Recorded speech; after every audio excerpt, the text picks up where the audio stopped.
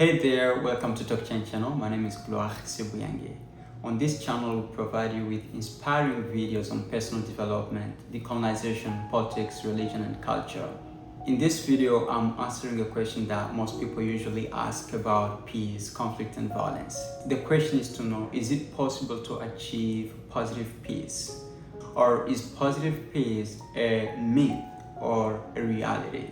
Looking at the reality of the world that we live in, it is difficult to imagine a society where people live in harmony, a society where there is presence of social justice, where we build social equality, where we build equity, where we build safe and healthy relationships. And that's the meaning of positive peace. Unlike negative peace, as Johann Galtung says, which is the absence of violence, which is the absence of war. Living in a world now where we already have a lot of violent conflicts, looking at many countries like in Africa, in the Democratic Republic of the Congo, in Cameroon, in Sudan, looking at conflicts in the Middle East, it is difficult to imagine that in some of these countries we don't even have negative peace, which is the absence of violence, which is the absence of war.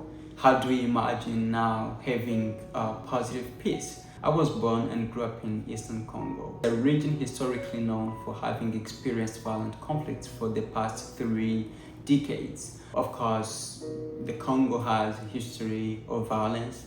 Even prior to Congo becoming a Belgian colony, it was owned by King Leopold II of Belgium as his own property. And in the process, of course, a lot of things happened, a lot of violence.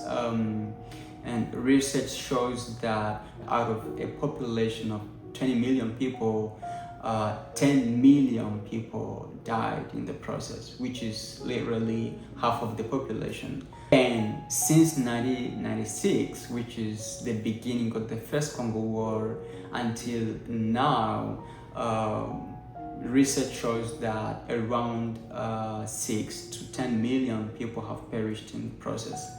One thing is interesting in this region, as someone who was born in this region and grew up here, I learned about resilience. I see when I walk in the streets of Goma, in Bukavu, I see how resilient people are, that regardless of the struggles that they experience, regardless of the unjust war imposed to them, politically, economically, people still have hope, ambition, and dreams. People still work hard, for peace. And there are thousands of young people who dedicate themselves, who at point even sacrifice their lives for peace, for social change in this region. This taught me a great lesson that regardless of how awful the situation may be, we can still dream, we can still hope for a better future. I see resilience in people. Myself, I can say that I'm a fruit of that resilience, of dreaming big, of aiming high, regardless of the struggles that people face in this region. Looking at it in that perspective, regardless of the struggles, regardless of the disappointment from the political systems, I still believe in peace. I still believe in social change. I still believe in equality. I still believe in a just world.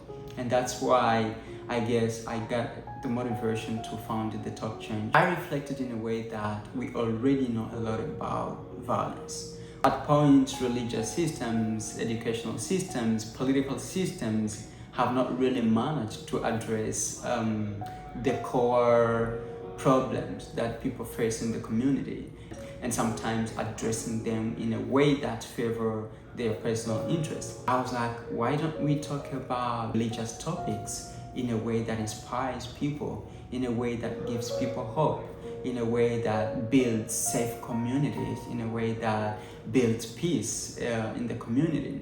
Why don't we talk about politics in a way that, inspires people, the young people, to dream more, to do more, to become the best version of themselves? Why don't we talk about culture in a way that inspires people, instead of it being a source of division? Why don't we talk about it in a way that inspires the rest of us? Why don't we make it a way for us to grow together, to learn together, and to build peace in the community? That's why in the TalkChange tagline, I talk about be part of the solution and not the problem. Looking at all this, my answer to the question, the initial question asked, is that we can always find ways to build peace. Peace itself shouldn't be an ideal, it shouldn't be a dream, it shouldn't be a goal, it should be a way of life. It should be part of us. It should be the way that we live.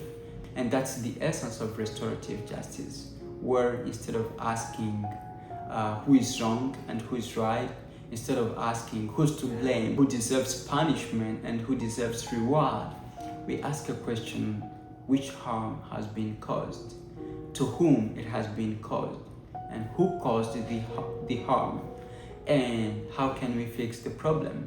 And that's what Ubuntu means. An African philosophy which literally means that I am because we are, embracing humanness, knowing that nobody is a standalone in this world. Bishop Desmond Tutu goes a bit further, explaining it that nobody comes to this world fully formed. You cannot learn how to walk, how to speak, how to read, write, or how to do things if nobody teaches you how to do that. We learn everything from the community. We become human through other people in the community. And Ubuntu is kind of an invitation to live together, that instead of looking at our differences as a threat, we look at them as an opportunity to grow together, to learn together, to live together, to develop together. If we cultivate that culture of unity, that culture of Ubuntu, I believe that it is possible to build positive peace. It is possible to transform that myth of positive peace into a reality. So in whatever we do in our relationships, in our communities, whether in politics, in religion, in everything, we can try to cultivate the culture of Ubuntu. We can try to cultivate the culture of togetherness, the culture of humanity, embracing our differences and not taking them as threats. Living together, growing together, and glowing together. Peace.